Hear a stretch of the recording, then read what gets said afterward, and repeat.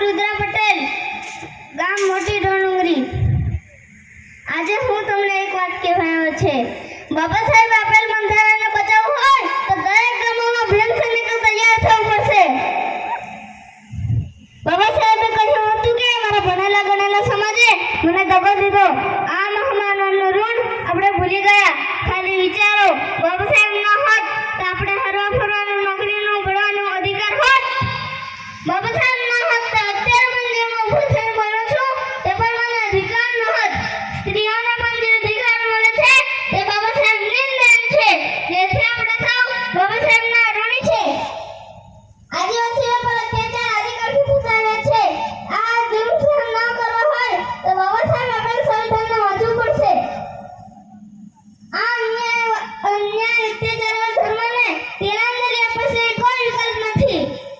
આજે આપણું ભલું કરવા માટે 33 કરોડ દેવી દેવતાઓ કે ભગવાને બી અવતાર લીધો નથી।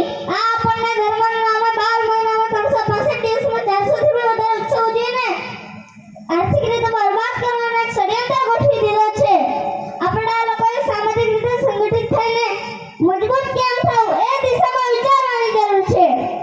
આ જે આપણને ધર્મના નામે ફસાવી દીધા છે એમાંથી બહાર કેવી રીતે નીકળવું એ દિશામાં વિચારવાની જરૂર છે।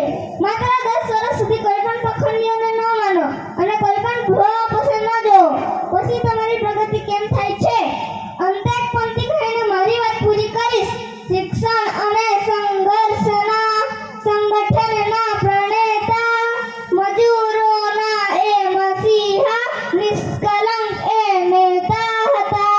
ગુણ લાખઠે ઘનશ્યામ જેને ભીમ પર એ ભાવ છે। બાબા કલમના બાદશાહ ભીમરાવ તો ભીમરાવ છે। બાબા સાહેબ આંબેડકર દુનિયાભરમાં મહાન છે। આપણા બધાના વિચારોમાં હજી પણ જીવ છે। જય ભીમ, જય ભીમ, જય ભીમ, જોહર। ખૂબ સરસ રુદ્રકુમાર, ખૂબ ખૂબ અભિનંદન।